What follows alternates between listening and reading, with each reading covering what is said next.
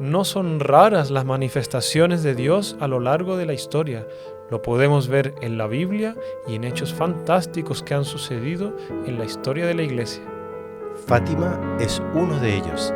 ¿Usted ya conoce el secreto que la Virgen reveló y que puede cambiar su vida y el rumbo de la historia? Escuche este podcast. Conversando con los Caballeros de la Virgen, el podcast mariano. Queridísimos seguidores, salve María. Ya mes de mayo, mes de la Virgen de Fátima. Fátima, que tantos de ustedes son devotos, tantos de ustedes se han acercado al Inmaculado Corazón de María por esta advocación. Y hoy venimos a contarles el mensaje de Fátima, el secreto de Fátima, el mensaje más importante de Fátima. Y no quisimos invitar a otra persona, sino al Padre Manuel Rodríguez. Salve María, Padre. Salve María, hermano Cristian. ¿Cómo está usted? Yo bien, gracias a Dios. Ya. Fenomenal, alegría tenerlo aquí. La gripe, pero saliendo bien. Sí. Padre, mire, estamos aquí pues todos reunidos ya en vísperas de la fiesta del 13 de mayo. Mucha gente ya va a visitar nuestra iglesia aquí en Tocancipá, bueno, y en diferentes partes del mundo que están escuchando el podcast. Tienen devoción a la Virgen de Fátima. Usted ve la advocación bien plasmada en el corazón de varias personas, ¿no? No, muchísimas personas. Es que el mensaje de Fátima, después de 106 años, realmente está más actual que nunca. Y las personas se dan cuenta de eso. Mucha gente comenta, ¿no? Sienten como que algo tiene que pasar, algo tiene que venir. Y cuando escuchan Fátima dicen, es eso, ¿no? Tal cual, tal cual.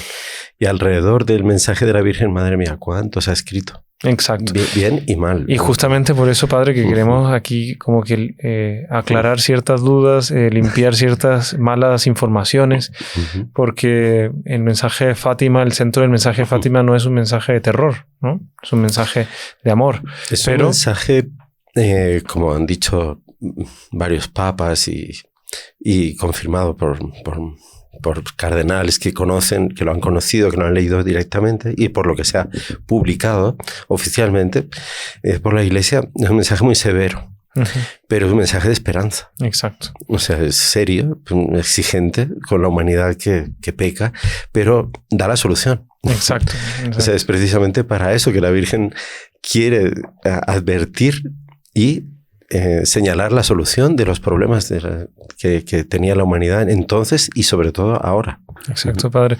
Padre, mira, mucha gente nos pregunta, para comenzar, ¿por qué los Caballeros de la Virgen tomamos como principal advocación de devoción y difusión a la Virgen de Fátima? Si usted podría como contextualizar. Incluso muchos de los que hoy en día somos caballeros, no sé cómo fue con usted, pero conmigo fue así. Una de las cosas que más nos atrajo precisamente de los caballeros era que ellos difundían en aquella época, estoy hablando de inicios de los años 80, el año 81, finales del 81, cuando conocí allí en Zaragoza, en España, era que nosotros nunca habíamos oído la explicación del mensaje de Fátima, o sea, de lo que había ocurrido en Fátima y los detalles de qué dijo la Virgen a los pastorcitos. Bien explicado, nunca lo habíamos oído. Y por eso nos llamó, en aquella época pues tenemos 15, 16 años, aquello nos impactó mucho. Hizo que nos uniéramos, incluso cuando la Virgen de Fátima pues llegó a España, la primera vez así en aquella época, para peregrinar, pues íbamos de voluntarios para ayudar a acompañar a la Virgen, a organizar a la gente que venía a rezar. Porque la gente viene a rezar y tal, pero no conoce mucho qué es lo que la Virgen dijo, qué es lo que pidió. Exactamente no lo conocen. Hay mucha confusión. Hay una atracción, hay una devoción, pero tal vez no hay una profundización de lo que la Virgen quiere y transmitió en ese mensaje. Y es un mensaje que impacta mucho eso por la claridad con que la Virgen habla de las consecuencias del pecado, de la maldad del pecado y las consecuencias terribles que trae que la humanidad no sabe medir, ¿no? Y ella quiere advertirnos de eso. ¿Y qué ocurre? Es que esto, ¿por qué está como que en el corazón, en el centro de la vida de los heraldos, de los caballeros de la Virgen? porque el fundador, el Monseñor Juan Clau, fue educado en la escuela del profesor Plinio Correa de Oliveira. Y el profesor Plinio Correa de Oliveira, él nació en 1908, antes de las apariciones de Fátima. Cuando se apareció la Virgen en Fátima, él tenía 9 años. Entonces, no, 8. Sí, exactamente, tenía 9 años, en 1917. Y él no conoció el mensaje de Fátima propiamente hasta que se publican las memorias de la hermana Lucía, ya por ahí por los años 40, inicio de los años 40, las memorias de la hermana Lucía. Y ahí es cuando se habla por primera vez del texto, del mensaje, y dentro del mensaje del secreto. La primera y la segunda parte del secreto. Y bueno, y la tercera parte del secreto solamente se publicó en el año 2000. Hasta hace poco. Hasta hace poco. Pero el doctor Plinio, cuando era niño, él, dotado de esos dones tan especiales, ese don de sabiduría que le permitía discernir las almas, los movimientos de las almas, etc. Cuando entra en el colegio de San Luis tenía 11 años, ¿no? 10, 11 años. Por lo tanto, estamos hablando de 1918, 1919, los años después de las apariciones. Él, que sale por primera vez de su ambiente familiar, marcado por la presencia de su madre, doña Lucilia, que le inculca toda la manera de ser, de vivir de acuerdo con el Sagrado Corazón de Jesús, de acuerdo pues, con las normas más piadosas del catecismo, de la vida bien llevada como católico. Entonces, él, que está en su primera infancia, impregnado de todo ese espíritu, choca en el colegio San Luis, que regentaban los padres jesuitas en San Pablo, y donde iban los hijos pues, de las familias más antiguas de San Pablo, así. Entonces él tiene un choque con el ambiente del colegio, en el cual él ve que hay muchos niños, la mayor parte de los niños, que no siguen esa formación que han recibido de sus madres y en el catecismo para la primera comunión, etc. Entonces él queda muy chocado con eso. ¿Por qué los niños dicen palabrotas? ¿Por qué ellos se tratan con tan mala educación? ¿Por qué son tan brutos? Porque se burlan, sucios, cuentan chistes inmorales y con impunidad, o sea, como si no pasara nada. ¿Cómo era posible eso? Y cómo presionan a los niños que, como él, ¿no? Que querían ser como lo habían enseñado sus madres, ¿no? Y no quieren decir palabrotas, quieren ser bien educados y tal, porque les persiguen, les hacen el bullying, ¿no? Digamos hoy en día. Entonces, al sentir ese choque, él dijo, no, esto no puede ser así, ¿no? Es inevitable. Fíjese que la edad que tenía, 11 años, es inevitable que en determinado momento haya un choque entre todo lo bueno que Dios creó, que era el orden que él veía en la naturaleza. Él era muy contemplativo, un niño muy calmo, muy tranquilo, y le gustaba mucho contemplar la naturaleza. Entonces él veía en los atardeceres en el colegio, cuando estaban haciendo las últimas clases, que algunas eran de gimnasia, dice, estaba haciendo gimnasia yo a duras penas conseguía prestar atención a los ejercicios, porque yo los hacía, pero veía un bambuzal al fondo claro, los que no viven en América, por un bambuzal sería como un cañaveral, digamos, en Europa, en España, de cañas, pero muy grandes, muy altas, de muchos metros de altura, que dejan pasar un poco la luz, los últimos rayos de la luz del sol que se va poniendo. Entonces él veía esas luces, esas sombras, ese movidos un poco por la brisa, ¿no? Los bambús, y veía esa belleza, y un sacerdote jesuita con su sotana rezando el breviario, paseando por el fondo del patio. Y entonces él veía ese orden que había entre lo que era la vida de piedad, de oración, de elevación del espíritu, la naturaleza toda, que es como una alabanza a Dios creador. Y veía, ¿qué diferencia entre ese orden y el desorden que yo observo en los niños? Ese gusto por pegarse patadas, pedradas, insultos, palabrones, chistes inmorales, burlarse de la autoridad y tal, porque él veía eso. Decía, un momento habrá un choque entre ese desorden y ese orden. Y inevitablemente el orden vencerá. ¿Qué camino yo voy a seguir? Y él decía, yo, si sigo el camino del orden a la fuerza, tengo que enfrentar el desorden. Si no, el desorden me va a arrastrar. Entonces yo tengo que luchar por hacerme un espacio donde ellos me respeten y yo pueda mostrarme como soy, católico, apostólico, romano, y no como ellos, ¿no? Difícil, luchando solo contra un ambiente. Solo porque, él intentaba, pues veía a los niños que eran buenos también, pero él veía como uno tras otro iban cayendo por la presión de ese ambiente contrario. Pero él, por una predilección muy grande de Nuestra Señora, que él veneraba en el Colegio San Luis, en la capilla, bajo la advocación de Nuestra Señora del Buen Consejo. Es un cuadro que tiene una historia milagrosa impresionante. El cuadro ya hicimos un podcast sobre la Virgen del Buen Consejo. Pues, los que no lo han visto, le dejamos aquí el link para que lo vean. Pueden verlo. Entonces, ella le inspiró al doctor Pío pequeñito, con 11, 12 años, a mantenerse fiel y luchar por lo que él veía que merecía la pena. Los valores que había aprendido de su mamá, que eran los valores del Sagrado Corazón de Jesús. Entonces, él ya tenía clara la noción de un enfrentamiento, de una lucha entre el bien y el mal en su época. Cuando él conoció en 1940, ya él un hombre hecho y derecho, en las primeras publicaciones sobre el mensaje de Fátima y el secreto de Fátima, él no hizo más que confirmar aquello que él ya tenía claro en el espíritu, que era un inmenso choque por culpa de este pecado que se extendía por la sociedad sin ningún freno.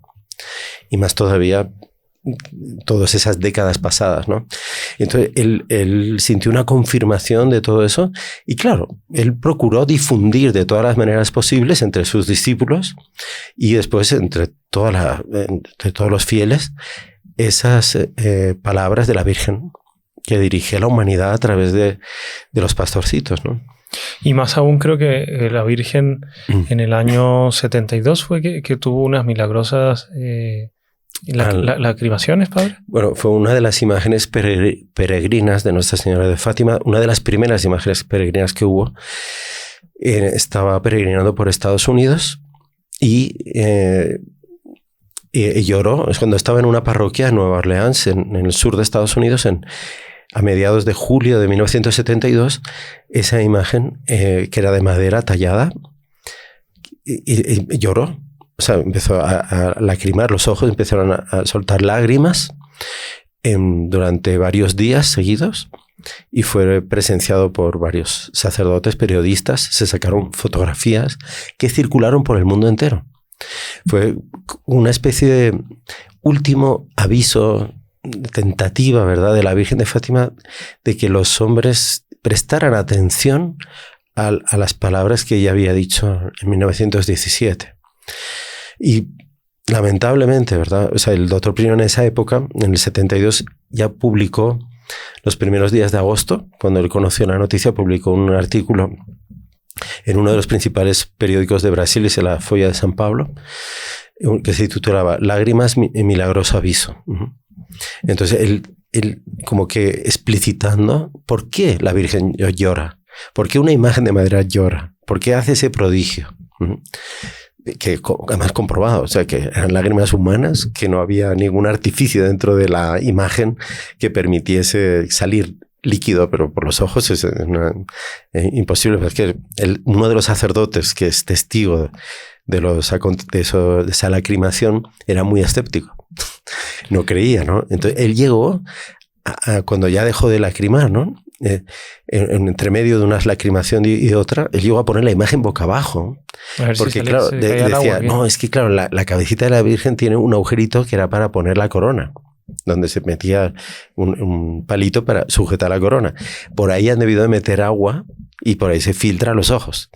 Y entonces él le dio la vuelta a la imagen, él colocó algodón dentro del agujerito, ¿no? Él lo cuenta, él mismo es testigo de eso. Interesante, como Santo Tomás, ¿no? Que no quería sin haber tocado. Cuando él vio que no había nada, él lo vuelve a colocar la corona y tal y cual, y al poco tiempo empieza a llorar otra vez. Entonces él se arrodilló y lloró también, ¿no? Sí, lloró pidiendo perdón. Claro, exactamente. Pero el doctor Plinio creo que tuvo contacto con esa imagen varias veces. Sí, a raíz de ese fenómeno extraordinario, él pidió a través de algunos amigos en Estados Unidos si la imagen podía peregrinar en Brasil. Y ahí fue que en el año 73 la imagen visitó Brasil y fueron los miembros del grupo del doctor Plinio, pues y entre ellos estábamos señor Juan, pues la llevaron en peregrinación por varias ciudades de Brasil, en las casas de la institución. ¿Esa imagen quién la hizo? Esa imagen fue esculpida, no recuerdo el nombre del escultor, pero ¿qué ocurre? Cuando la hermana Lucía estuvo en Fátima en 1941 para reconocer los lugares en donde habían ocurrido los acontecimientos y dejarlos bien fijados, ¿verdad?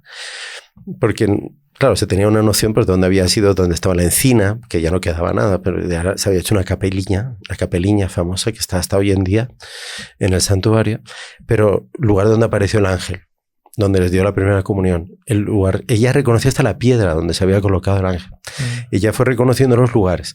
Y después comentó de la primera imagen de la Virgen de Fátima que está en la capeliña hasta hoy en día, que no era exactamente como ellos la habían visto, que había varios detalles que había añadido el artista de buen espíritu, o sea, no era nada que quitasen mérito a la obra que había hecho, pero sí que no eran exactamente lo que ellos habían visto. Entonces la hermana Lucía contrataron un artista muy bueno, un imaginero, que fue tallando la imagen de acuerdo con las indicaciones que Sor Lucía le fue haciendo. Y se hicieron tres imágenes originales. Además, ¿por qué? Porque en el santuario de Fátima solo tenía esa imagen original, la antigua, que estaba desde los años 20. Entonces, había muchos lugares de Europa después de la Segunda Guerra Mundial estaban pidiendo que la Virgen de Fátima fuera a recorrer las ciudades, los pueblos destruidos, la gente que había sufrido tanto, que había perdido todo por culpa de la guerra, la Segunda Guerra Mundial. Entonces, había provocado un inmenso renacer de la fe, de la esperanza en la gente, por ejemplo, en Bélgica y tal. Cuando la Virgen de Fátima del santuario había peregrinado por allí, pero no podía salir otra vez, tenía que quedarse en el santuario. Entonces hicieron estas copias con las indicaciones de Sor Lucía. Y la de Nueva Orleans es una de las tres copias. Una de las tres copias, exactamente. Y bueno, y los que es, curiosamente, es como esta Virgen que está aquí, está hecha en base a esta. Las manos puestas, unidas. Tiene la bola, no la borla, no una borla con pelitos que caen como si fuera un adorno, no, era una bola, una esfera, era una esfera sin borla. Y el manto era totalmente blanco, sin ningún adorno, solamente este filo de oro en el borde del manto. Eran los únicos adornos. Y abajo que no se ve, yo creo por las cámaras está una estrella tenía en el manto, sí. En la túnica, una túnica. Y bueno, y cuando los caballeros, bueno, recibían la Virgen de vez en cuando, etcétera, pero cuando comenzamos ya a como difundirla en varios países y tenerla en todas nuestras casas, hacer peregrinaciones por todos lados, eso fue ya el Monseñor Jonclán, ¿no? Sí, exactamente, claro. Esto ya fue cuando se fundan los Heraldos del Evangelio, propiamente como una asociación de derecho, primero diocesano, cerca de Sao Paulo, en la diócesis de Campo Grande. Entonces allí es donde se funda por primera vez como una asociación de derecho diocesano de fieles.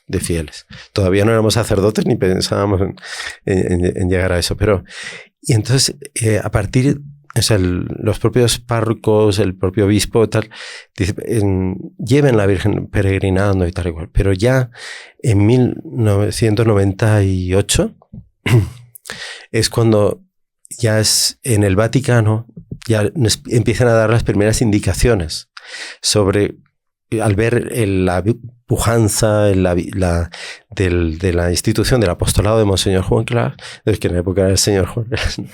Entonces, vayan y peregrinen con la Virgen de Fátima. Y el Papa Juan Pablo II, ya en el año 2001, fue la aprobación pontificia como asociación de derecho pontificio para toda la Iglesia de los Heraldos del Evangelio.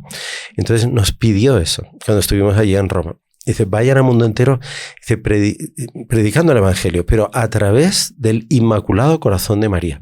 Entonces fue cuando la Virgen original de la imagen original de la Virgen está con las manos juntas. Así como está esto. Sí, pero a raíz que el Papa, a través de los secretarios de él, que era uno de ellos era don Giovanni d'Ercole, que fue el primer director espiritual de los Heraldos del Evangelio a nivel mundial, que era el secretario de San Juan Pablo II, nos dice, ¿por qué no cambian la imagen? Algún artista de ustedes y tal, y eso es lo que hicieron. Entonces pongan las manos como apareció en otra ocasión, dice, mostrando su corazón coronado de espinas. Ah, mira, aquí está. Aquí sí, bueno, sí se puede ver. Es la que ustedes conocen más. Si no le ponemos una fotito difundida. Entonces, para hacer eco, para hacer, o sea, obedecer lo que el Santo Padre nos mandó, comenzamos con esa imagen del Inmaculado Corazón de María, o sea, de la Virgen de Fátima con su corazón, empezamos a peregrinar por el mundo entero. Y la gente, una apetencia, un deseo de conocer más el mensaje de Fátima. Entonces, Monseñor Juan Clark escribió el libro Fátima, Aurora del Tercer Milenio, porque era el inicio de... aquí no lo tengo ahora. Bueno, el inicio del tercer milenio, entonces la nueva evangelización, el Papa San Juan Pablo II incentivando todo eso. El gran devoto de Fátima era él, ¿no? Que había estado en Fátima varias veces. Y que fue por un milagro de un atentado. Claro, exactamente. Él fue el 13 de mayo de 1982, un año después de haber sido el intento de asesinato, para agradecerle a la Virgen de Fátima. Le llevó la bala, ¿no? Y está en la corona de la Virgen allí. Bueno, entonces él nos incentivó muchísimo eso. Entonces Monseñor Juan Clark fue en peregrinación con el coro, la banda internacional. Claro, el carisma nuestro es la belleza, es evangelizar por la belleza. Entonces la belleza de la música, Y después ya con los años, habiendo crecido ya mucho la institución, teniendo ya la rama sacerdotal, la sociedad de vida apostólica, también femenina, entonces ya surgió la posibilidad de construir iglesias de acuerdo con nuestro carisma, esa belleza. Entonces, primero, ¿cuál fue? Nuestra Señora del Rosario, en Tabor, en Brasil. Que ahora es Basílica. Ahora es Basílica Menor. Nuestra Señora del Rosario de Fátima, la otra Basílica Menor que hay también en San Pablo. En la diócesis ahí de Campo Grande. Después, otras iglesias como, por ejemplo, la primera iglesia que se construyó así fuera de Brasil, que fue la de aquí de Colombia, en Tocancipá, que es Nuestra Señora de Fátima. Exacto. Entonces, todo relacionado con la Virgen de Fátima y difundir su mensaje de advertencia y de esperanza. Y eso es lo que vamos a tratar después de la pausa que vamos a hacer. Bueno. Ya volvemos. ¿Quieres progresar en tu vida? ¿Cuál es la raíz de tus problemas? ¿Sabes cómo defender tu fe? ¿Deseas aprender algo nuevo? Conoce Reconquista, la llave que te brindamos y abrirá la puerta para cumplir tus sueños y tus metas. Regístrate aquí y conoce nuestros cursos de formación católica. ¡Te esperamos!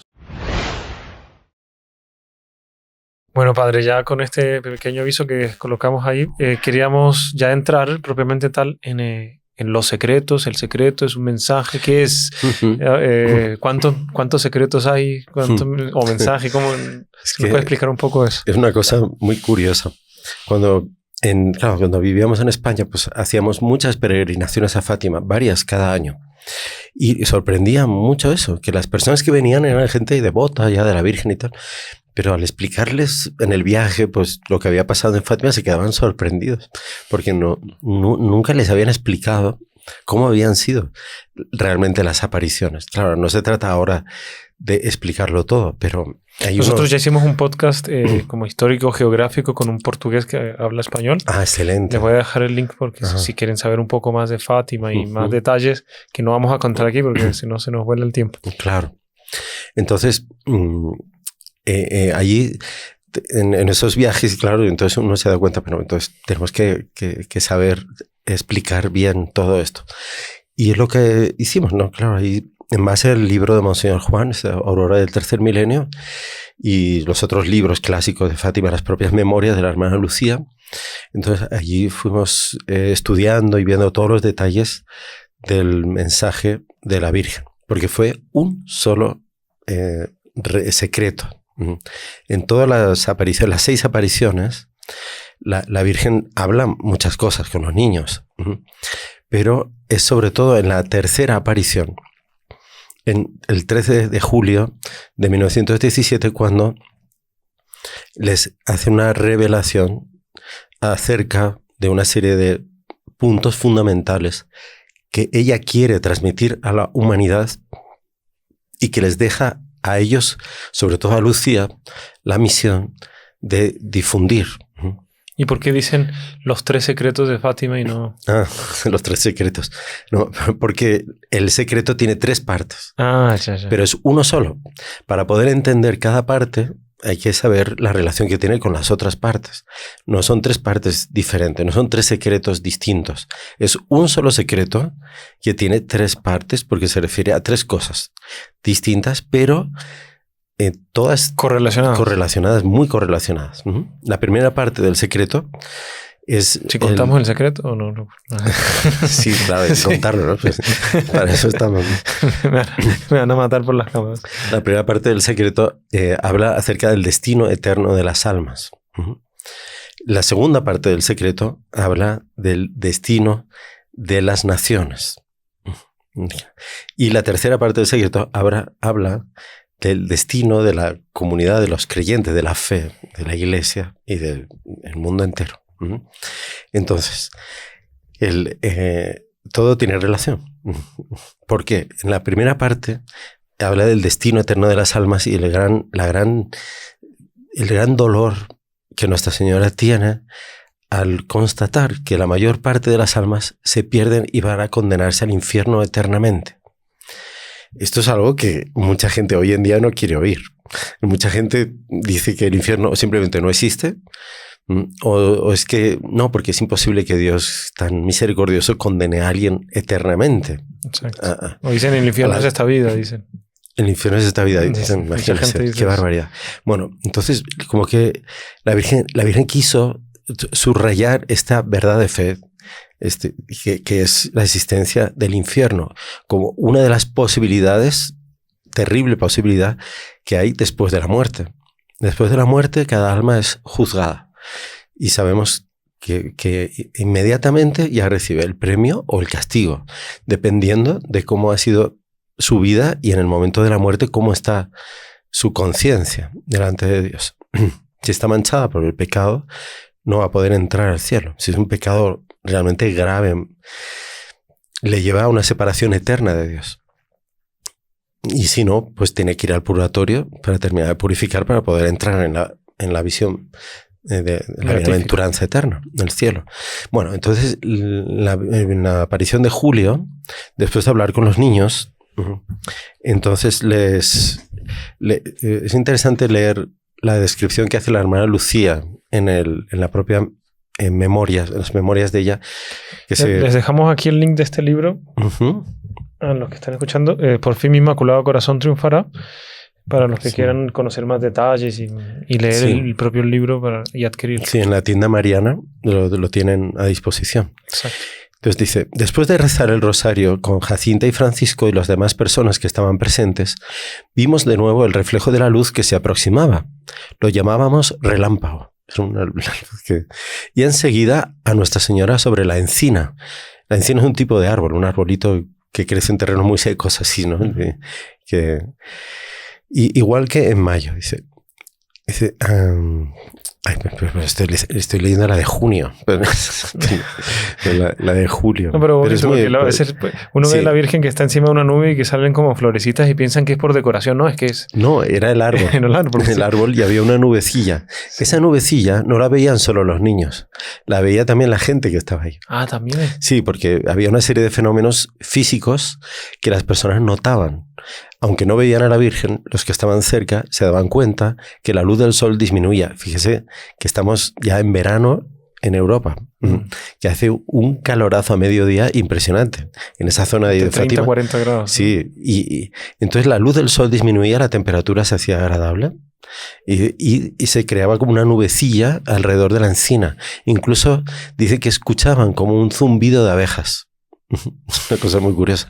En alguna de las apariciones se producía también una lluvia de pétalos de flores que caían o de copos de nieve. Y cuando curiosísimo, lo relata la gente que estaba ahí presente, ¿no?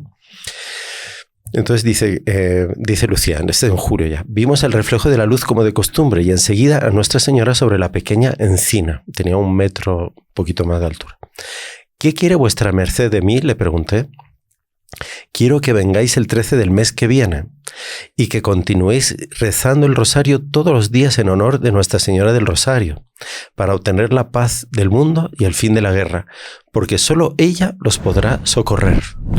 Esto es muy curioso. Esta frase, solo ella los podrá socorrer, aparece también en otras apariciones como en Akita, en el mensaje de Akita, Akita, Japón. En Japón.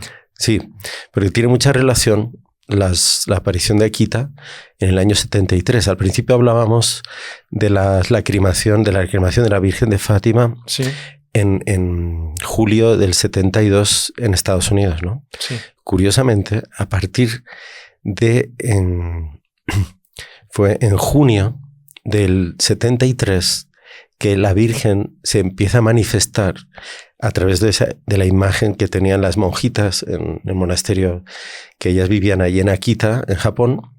Ahí empieza a manifestarse y una serie de fenómenos impresionantes, místicos que ocurren con Sor Agnes Sasagawa. ¿Y qué le pasa? Y después empiezan las lacrimaciones de la Virgen de Akita, que fueron 101 veces. Padre, entonces, yo creo que vamos a tener que hacer un podcast sobre Akita. Sí. Lo vamos a raptar de estos días para que nos haga un podcast. Merece la pena, además, porque el obispo de allí, cuando dio la aprobación de las apariciones, mostró la relación que existía entre Fátima y Akita. Bueno, entonces la Virgen le insiste, ¿no?, que recen el rosario todos los días, porque solo la señora del rosario, ella no le había dicho quién era. Lucía pensaba que era una señora, pero no sabía quién era, ¿no? Le preguntó el nombre y le dijo, os lo diré el último día. El 13 de octubre os diré quién soy. Y ella dijo, yo soy Nuestra Señora del Rosario. De hecho, la Virgen el nombre de la Virgen de Fátima no es Nuestra Señora de Fátima, es Nuestra Señora del Rosario de Fátima. De Fátima, eso es. Dice, rezarlo todos los días para obtener la paz del mundo y el fin de la guerra, porque solo ella los podrá socorrer. Lucía dice, quería pedirle que nos dijera quién es y que hiciera un milagro con el que todos crean que vuestra merced se nos aparece.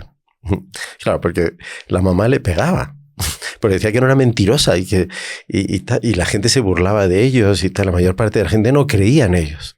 Claro. Pobres chicos, ¿no? Ahí la Virgen le dice, continuad viniendo aquí todos los meses. En octubre diré quién soy y lo que quiero, y haré un milagro que todos han de ver para que crean. Entonces le hice algunos pedidos que la gente le pedía curarse, tal enfermedad, tal cosa, todo eso. Nuestra Señora dijo que era necesario que rezaran el rosario para alcanzar las gracias durante ese año. Y continuó diciendo, o sea, mucha gente que pide milagros pero no reza. Quiere que le curen y tal, pero tiene que rezar el rosario todos los días. Y ya verá, confía enteramente, porque Nuestra Señora no es que en aquella ocasión le dijo eso a Sor Lucía porque algo especial. Se le dio la gana, ¿no? Por algo especial, no. Ella siempre atiende cuando se le reza con esa confianza y con esa perseverancia. Y se le reza bien, o sea, se reza bien el rosario, ¿no? Y ahí dice la Virgen, sacrificaos por los pecadores y decid muchas veces, sobre todo cuando hagáis algún sacrificio, oh Jesús, es por vuestro amor, por la conversión de los pecadores y en reparación de los pecados cometidos contra el Inmaculado Corazón de María. Entonces es una ejaculatoria para rezar cuando uno ofrece algún sacrificio. Entonces, y en fin, vea que la continuidad de todos los mensajes de la Virgen. En Lourdes, Fátima. Exactamente, siempre es lo mismo. Siempre es lo mismo. y la humanidad no hace caso. No hacemos caso. Impresionante. Bueno. Y al decir estas últimas palabras, abrió de nuevo las manos como los 2 meses anteriores. Es el momento de esa comunicación de luz divina que santifica a los niños y los lleva a ese grado de unión con la Santísima Trinidad. El reflejo de los rayos de luz pareció penetrar la tierra, en vez de penetrar a ellos como las otras veces, que se veían inundados de Dios. Ellos cuentan eso. Esta vez fue la tierra. Ella estaba como a 1,5 metros de los niños. Los niños estaban muy cerca. Entonces fue en ese espacio, entre ella y los niños, que la luz penetró en la tierra. Dice, y vimos como un mar de fuego, y sumergidos en ese fuego, a los demonios y las almas, como si fuesen brasas transparentes y negras o bronceadas, con forma humana, que flotaban en el incendio, llevados por las llamas que de ellas mismas salían, juntamente con nubes de humo, cayendo hacia todos lados, semejante al caer de las chispas de los grandes incendios, sin peso ni equilibrio, entre gritos y gemidos de dolor y de desesperación que horrorizaban y hacían estremecer de pavor. Entre paréntesis pone Lucía en las memorias. Debe de haber sido ante esta visión que solté aquel ay que dicen haberme oído exclamar la gente que estaba alrededor. No, es que era un panorama un susto tétrico, tremendo. Sí, fuerte para un niño sobre todo, y para cualquiera. Sí. Los demonios se distinguían por formas horribles y asquerosas de animales espantosos y desconocidos, pero transparentes como negros carbones en brasa. Por eso hay una cosa, así un paréntesis de comentario, qué tristeza da ver cuando los papás le regalan a los niños muñequitos de monstruos, de formas repugnantes, asquerosas. Y hasta ya muy claros a veces unos demonios. Sí, y se lo quieren presentar como si fuera algo simpático. Sí, le ponen con sonrisa y juguete. Es impresionante, es una cosa espantosa porque eso quiebra la inocencia de los niños que relacionan el bien con la belleza. Exacto. Entonces, es un paréntesis. Una parte. Entonces, ¿qué pasó? Esta es la primera parte del secreto. La visión del infierno. Asustados, dice, continúa Lucía, y como pidiendo socorro, levantamos los ojos hacia Nuestra Señora, que nos dijo con bondad y tristeza. Dice Lucía que no se puede explicar cómo era la fisionomía de Nuestra Señora, esa tristeza y al mismo tiempo una bondad, un deseo de ayudar. Era algo, no se sentía tomado por ese deseo de la Virgen de amparar, de proteger a ellos, ¿no? Y a todas las almas, todos los hombres. Y dice ella, en la Virgen, visteis el infierno a donde van las almas de los pobres pecadores. Para salvarlas, Dios quiere establecer en el mundo la devoción a mi Inmaculado Corazón. Entonces, imagínense si por todas partes tuviéramos el Inmaculado Corazón de María, la presencia del Inmaculado Corazón, la gente conociera qué representa el corazón.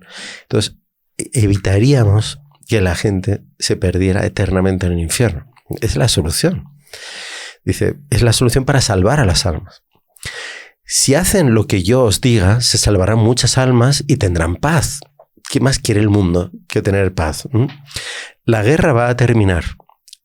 Estamos en el auge de la Segunda Guerra Mundial.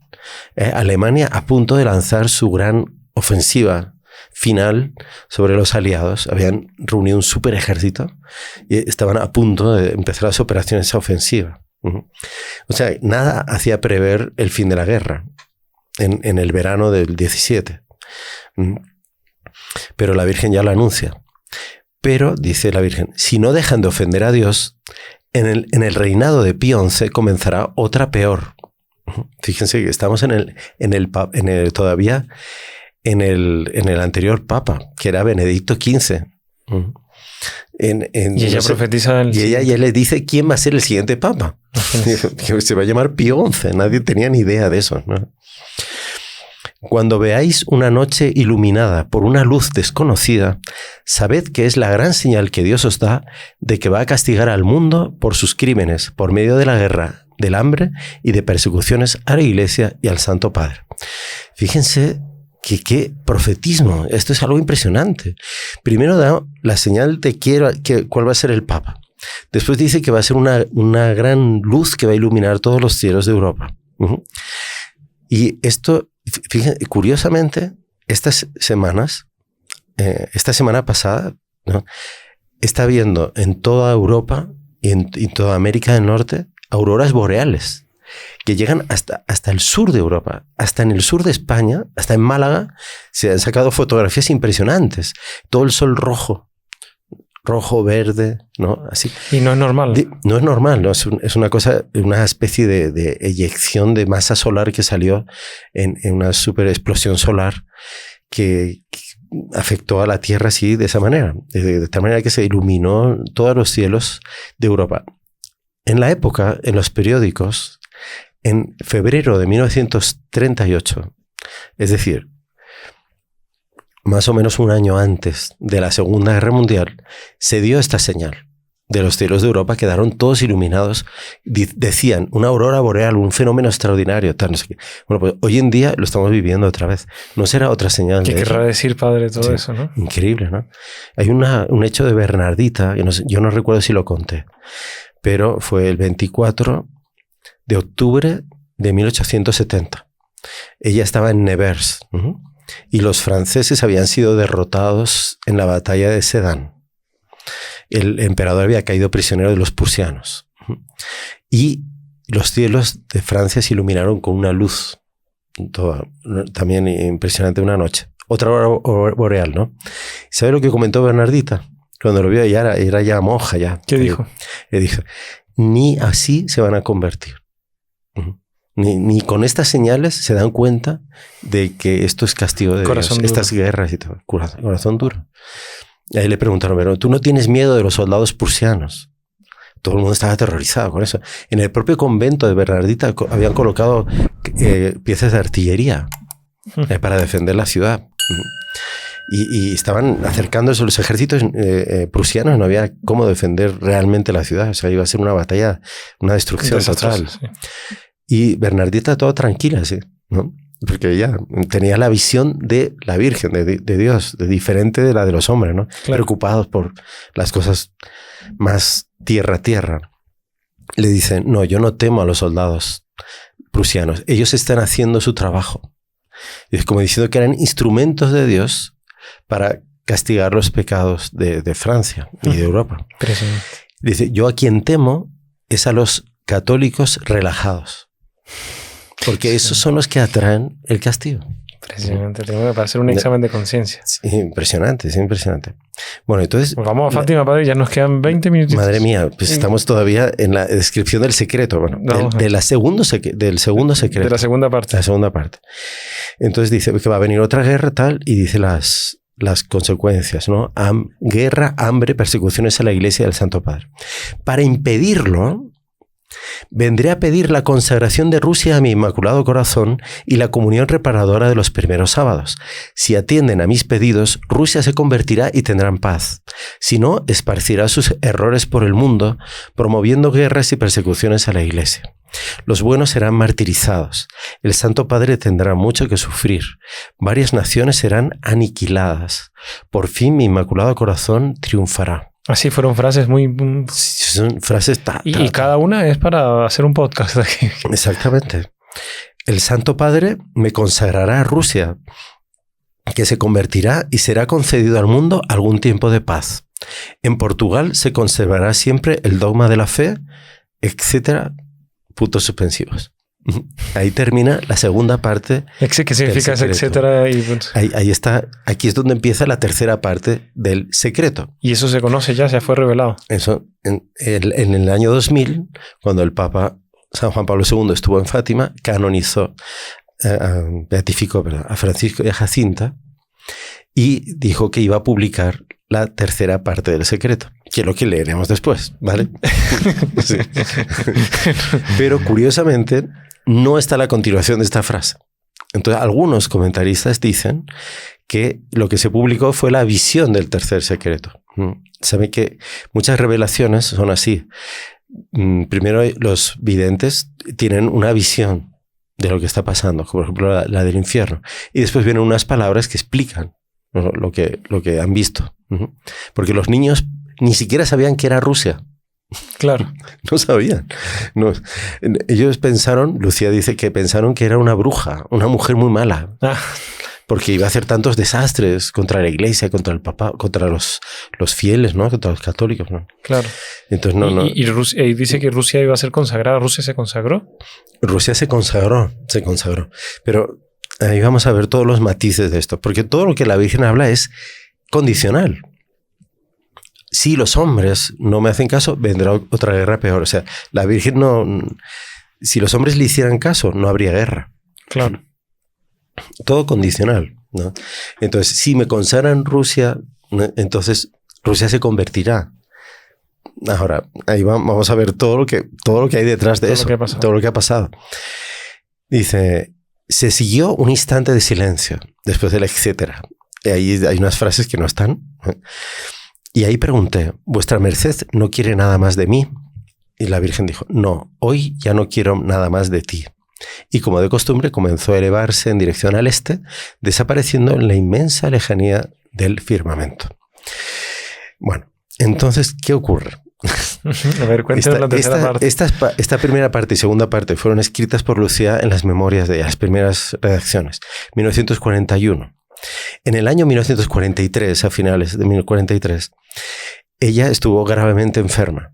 Entonces el obispo de Fátima le ordena que escriba la tercera parte del secreto, porque ya la Virgen le había dicho que tenía que escribirla y revelarla en caso de que ella fuese a morir, o si no, a más tardar en 1960. Entonces Lucía recibe la orden del obispo y ella se pone a escribir y no consigue escribir, se le paraliza el brazo. Cada vez que intenta escribir no consigue.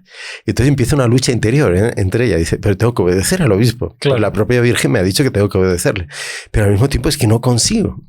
se ponía a temblar el brazo. Y cuando iba a escribir una cosa normal, le salía normal. O sea, era algo sobrenatural. Era algo sobrenatural. Que no la dejaba escribir. Entonces, porque ella no murió en esa fecha, ¿no? Ella murió...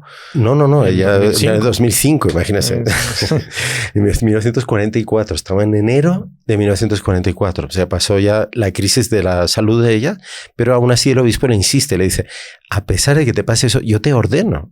Y dice, por la santa obediencia, que escribas la tercera parte del secreto. Y entonces ella se pone a rezar, a pedir y tal, y ahí de repente el brazo se le suelta, ¿no? Y ahí escribe la tercera parte del secreto. Ahora, ¿cómo fue eso que se le soltó el brazo? Eso es muy interesante. Esto fue publicado en el año 2013 por el Carmelo de Coimbra, escritos inéditos de la hermana Lucía, ¿no? Sí. Entonces, entre los papeles de ella encontraron este relato. ¿Cómo fue que ella escribió la tercera parte del secreto? Creo que es interesante, porque dice así.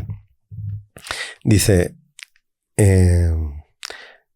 yo me arrodillé en medio, delante del Santísimo, delante del comulgatorio, en el medio, delante del sagrario, y pedí a Jesús que me hiciese conocer cuál era su voluntad.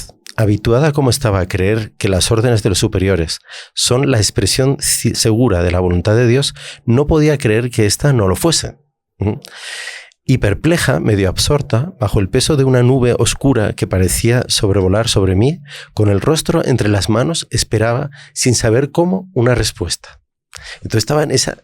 Por un lado quería obedecer al obispo, por otro lado no conseguía.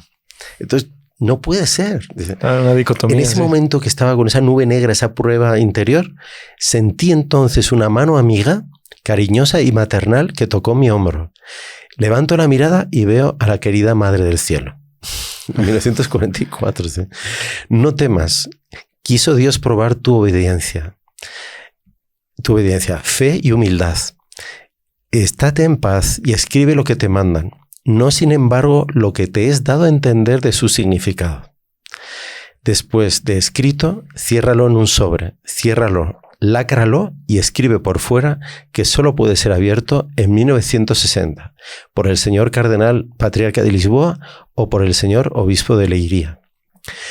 En ese momento, continúa Luciano, sentí el espíritu inundado por un misterio de luz que es Dios, y en él vi y escuché. ¿Qué vio? La punta de la lanza como una llama que se desprende, que toca el eje de la tierra. Ella se estremece, montañas, ciudades, villas y aldeas, con todos sus moradores son sepultados.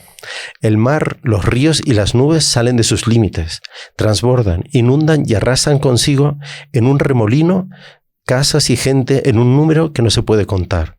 Es la purificación del mundo por el pecado en el que se ha sumergido. El odio, la ambición provocan la guerra destructora.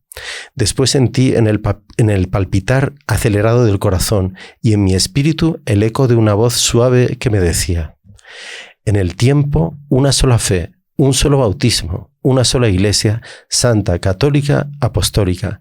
En la eternidad, el cielo. Esta palabra cielo llenó mi alma de una paz y de una felicidad, de tal manera que casi sin darme cuenta quedé repitiendo por mucho tiempo: oh cielo, oh cielo. Apenas pasó la mayor fuerza de lo sobrenatural, fui a escribir y lo hice sin dificultad en el día 3 de enero de 1944, de rodillas apoyadas sobre la cama que me servía de mesa. Entonces, ¿qué es lo que escribió muy ahí? Sobrenatural todo. ¿Qué escribió ahí? ¿Qué escribió ahí? Lo dejamos para el próximo. No, mentira. Ya vamos a... Da tiempo, ¿no? Sí, tenemos 10 minutos, padres. Aquí tenemos. ¿Qué dice el tercer secreto? Que fue publicado fue anunciado por el Papa San Juan Pablo II en esta visita a Fátima en el año 2000. Después, poco tiempo después fue publicado un documento oficial del Vaticano. Dice así. Relata lo que vieron. Hemos visto al lado izquierdo de Nuestra Señora, un poco más en lo alto, a un ángel con una espada de fuego en la mano izquierda. Centelleando, emitía llamas que parecían que iban a incendiar el mundo, pero se apagaban al contacto con el esplendor que Nuestra Señora irradiaba con su mano derecha dirigida hacia él. El ángel, señalando la tierra con su mano derecha, dijo con fuerte voz: penitencia, penitencia, penitencia. Y vimos una inmensa luz que es Dios, algo semejante a como se ven las personas en un espejo cuando pasan ante él.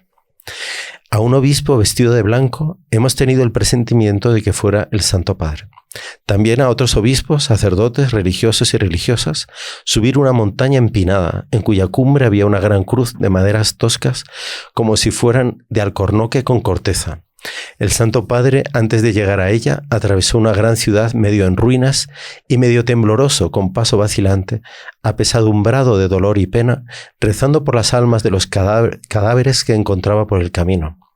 Llegado a la cima del monte, postrado de rodillas a los pies de la gran cruz, fue muerto por un grupo de soldados que le dispararon varios tiros de arma de fuego y flechas, y del mismo modo murieron unos tras otros los obispos, sacerdotes, religiosos y religiosas, y diversas personas seglares, hombres y mujeres de diversas clases y posiciones. Bajo los dos brazos de la cruz había dos ángeles, cada uno de ellos con una jarra de cristal en la mano, en las cuales recogían la sangre de los mártires y regaban con ellas las almas que se acercaban a Dios. Una vez terminado eso, de esa visión, la Santísima Virgen retomó la palabra. Esto no se lo digas a nadie. Esta parte ya la conocíamos antes. Sí. A Francisco sí podéis decírselo, porque Francisco no escuchaba. Él solo veía a la Virgen, pero no escuchaba nada. Cuando rezareis el rosario, decid después de cada misterio: oh Jesús mío, perdónanos, líbranos del fuego del infierno, lleva todas las almas al cielo, especialmente las que más lo necesitan. Que es la oración que rezamos todos. Esa es la tercera parte. ¿Y cuál es la interpretación? Porque claro, la Virgen le dice: escribe lo que te reveló, pero no lo interpretó. La interpretación oficial que dio la Congregación para la Doctrina de la Fe en el documento del año 2000 es que se refiere a todos los martirios, sufrimientos que la Iglesia ha pasado a lo largo del siglo XX y que en realidad estamos pasando también. Porque evidentemente, y el Papa Benedicto XVI lo dijo, desde el mensaje de Fátima, cuando estuvo en Fátima, él ya siendo Papa, no se refiere a cosas del pasado solo, sino que está sucediendo ahora. Y imagínense que estos años está habiendo más martirios que en toda la época de la historia de la Iglesia. Solo el año pasado fueron más de 5.000 oficialmente reconocidos de personas asesinadas por odio a la fe cristiana en todo el mundo.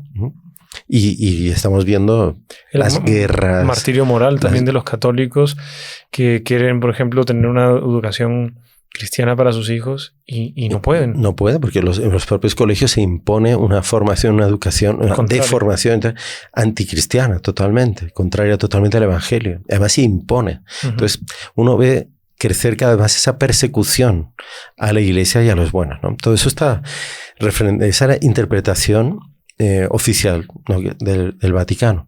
Ahora hay muchos expertos en Fátima tal que dicen que parece que estuviese incompleto, porque falta ese texto que sería la continuación de esas palabras, ¿no? Sabemos por declaraciones de cardenales que han leído el Tercer Secreto, el propio cardenal Ratzinger, el propio Papa Juan Pablo II hizo varias declaraciones en las cuales hace referencia a cosas que no están en esta tercera parte del secreto oficial, ¿no? Entonces, ¿qué es lo que sabemos? Que lo que importa, sobre todo, ahora que ya estamos llegando, digamos, al final, porque si no estaríamos hablando aquí horas, central, es que hay una dura advertencia a la humanidad por parte de Dios, de Nuestra Señora, de que o cambian y abandonan el pecado y se convierten, o si no vendrán grandes calamidades y castigos para el mundo y para la iglesia. Parece que la tercera parte del secreto se refiriese más al tema de la fe, o sea, ya a la sociedad espiritual, a la iglesia. Habría una gran pérdida de la fe. Esto coincide también pues, con lo que sabemos también, que ha sido publicado y que tiene todas las razones para ser creído como verosímil, que es el mensaje de Akita también, que habla bastantes detalles de eso. Que vamos a hacer un podcast. Para que sí, no se lo es como una actualización del mensaje de Fátima. Es muy simple, es muy cortito, pero impresionante. Dice exactamente lo mismo, pero con algunos detalles que no aparecen en esta tercera parte del secreto. Habla de esa confusión interna dentro de la iglesia y de la persecución de aquellos que mantengan íntegra la fe. El propio cardenal patriarca de Lisboa hizo unas declaraciones, están aquí, las tengo aquí, yo no recuerdo exactamente, pero él hablaba, decía bien claro eso, decía, por ejemplo, aquí decía, no era el patriarca de Lisboa, era el obispo de Leiria Fátima. Sí. Dice, don Cosme de Amaral, en referencia al Tercer Secreto, decía esto: la pérdida de la fe de un continente entero es peor que el aniquilamiento de una nación entera. Porque se habla de que naciones enteras serán aniquiladas en la segunda parte del secreto. Entonces, como que la tercera parte hablaría de la pérdida de la fe de continentes enteros. Uno ve Europa, pues es que es evidente que todos antiguos países cristianos que se forjaron y se formaron, toda su cultura y tal, en la fe cristiana, han abandonado la fe y cada vez imponen leyes más contrarias a la fe. ¿Dónde más son perseguidores cristianos hoy en día? Pues Inglaterra, Francia. En Francia acaba de salir una sentencia prohibiendo una imagen de San Miguel en un pueblo que se llama San Miguel Arcángel. Todo el pueblo quiere poner la imagen de San Miguel, está en la plaza delante de la iglesia. Y salió una orden del Tribunal Supremo Constitucional, ¿sí?, diciendo que hay que retirar la imagen, que está prohibido. Las contradicciones de la libertad religiosa. Sí, imagínense, o sea, es impresionante. Eso en Francia, sí. Es la nación primogénita de la iglesia, la primera nación cristiana, católica, oficial, ¿no? Exacto. Imagínense, entonces, cantidad de leyes así. Está prohibido rezar en la calle, ¿no? Exacto. Pero ¿cómo hemos llegado a eso? Es este proceso. La Virgen avisó de esto.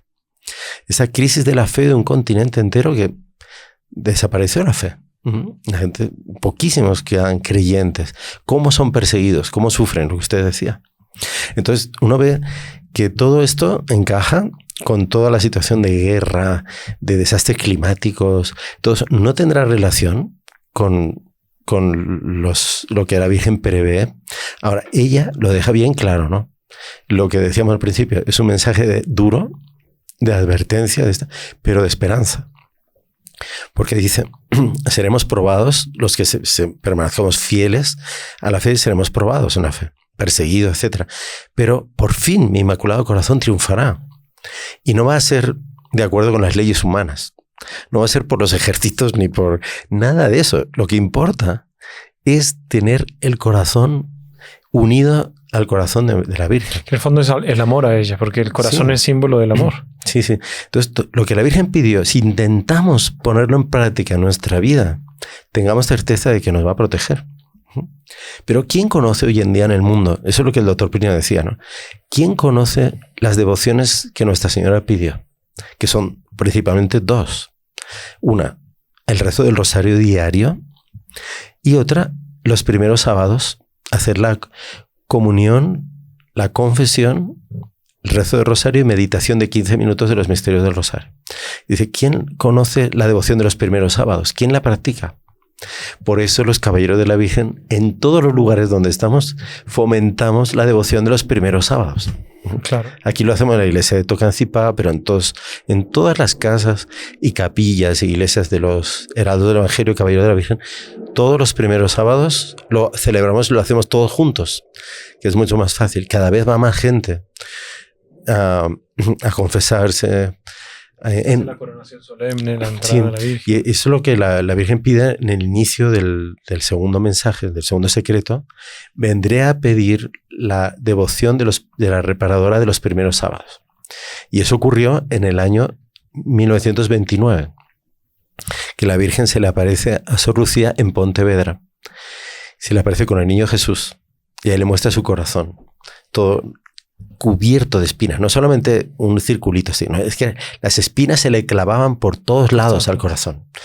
Y claro, las imágenes no podemos representarlo así porque es difícil hacerlo. No sé, de repente hay un artista que se anima, pero lo que se pone simbólicamente una corona de espinas alrededor del corazón. Pero en realidad es mucho más terrible. Lo que ella quería representar es las ofensas de los pecadores, de las blasfemias, de los sacrilegios que hacían, el dolor que le producían en el corazón de madre. Y entonces pide esos 5 primeros sábados. Para reparar los pecados contra el Inmaculado Corazón. Padre, se nos fue el tiempo. Impresionante. Se nos ha quedado todo aquí porque están, pues, en fin, todo lo que los papas, cardenales han dicho sobre el tercer secreto. Todo eso, muy interesante. Podemos de repente hacer un futuro podcast si la gente quiere. Pero bueno, padre, si usted nos puede dar una bendición pidiendo por todas las personas que están asistiendo para que sean difusores, para que asuman este mensaje, para que en el momento que sucedan las cosas que van a suceder estemos de mano de la Virgen. Sí, y sepan que cada uno de los que nos están escuchando y todo que han tenido esta gracia están llamados por la Santísima Virgen a poner en práctica lo que ella pidió. Si no han escuchado esto es por algo. Entonces nunca dejen de hacer los 5 primeros sábados. Es tan sencillo y es una promesa tan maravillosa de Nuestra Señora. No dejen nunca de rezar el rosario todos los días. Entonces, que esta bendición les dé fuerzas ahí. Cuando viene el demonio de la pereza o el demonio del sueño, entonces no le hagan caso. Recen el rosario todos los días y verán que su vida cambia radicalmente. Pero es así, es impresionante. Es el arma, el único que nos queda para luchar contra todo este mal que va tomando posesión parece que toma posesión del mundo entero, pero es como las tinieblas, ¿no? En cuanto se encienda la luz, va a desaparecer todo. Y la luz viene del Inmaculado Corazón. Así vamos a darles esta bendición a todos. El Señor esté con ustedes. Y con tu espíritu. Y la bendición de Dios Todopoderoso, Padre, Hijo y Espíritu Santo, descienda sobre ustedes y permanezca para siempre. Amén. Salve María.